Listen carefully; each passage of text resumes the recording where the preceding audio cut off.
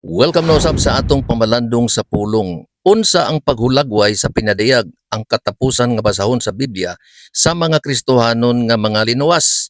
Pinadayag 14:12 ania ang pagkamapailubon sa mga linuwas. Kini sila ang nagmatinumanon sa sugo sa Dios nga adunay pagtuo ni Hesus. Tulo ang kinaiya sa mga linuwas sumala sa atong nabasa, mapailubon, nagatuman sa sugo sa Dios ug adunay pagtuo ni Hesus. Ang pagpailob gikinahanglan sa matag magtotoo kay dili sayon ang pagsulod sa gingharian. Kay sila lutoson, biay-biayon og lisod-lisiron tungod sa ilang pagsunod kang Kristo. Ang awhag ni Lucas sa mga Kristohanon mao ang pagpadayon sa pagtuo kay kinahanglan nga moagi kita sa daghang kalisdanan aron makasulod sa gingharian sa Dios. Makita kana sa buhat 14:22. Sa Mateo 7:13 hangtod 14 maupod kini ang gisulti. Sa inyong pagpangita sa dalan sa kinabuhi, sulod kamo sa sigpit nga gangaan. Kay lapad ang gangaan og sayon nga dalan paingon sa impierno. Mao kini ang gisubay sa kadaghanan apan masigpit ang gangaan og malisod ang dalan paingon sa kinabuhing dayon og jutay ra ang nakakaplag niini.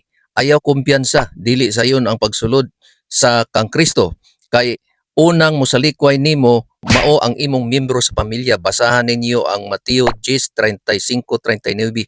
Kamo nalay basa diha. Og dili ka makadawat niini nga kamatuoran, ayaw pangaway nako pag-ampo sa Ginoo nga maabli ang imong salabutan og makakita ka og makadungog kay igo ra ko nagbasa og nagaauhag sa pagsunod sa gisulti sa pulong sa Dios.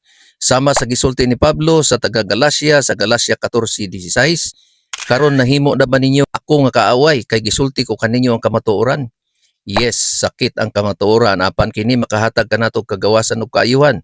Sama kini sa mabait nga tambal nga atong imnon aron kita may kaayuhan sa atong balatian nga makamatay. Ang Juan 8:32 nagaingon, og kamo mahibalo sa kamatuoran ug ang kamatuoran maghatag kaninyo kagawasan. Dinhi na lang usa kita kutob sa atong pamalandong sa pulong. Hantod sa sunod na pod nga video, ang Dios mag-amping kanatong tanan.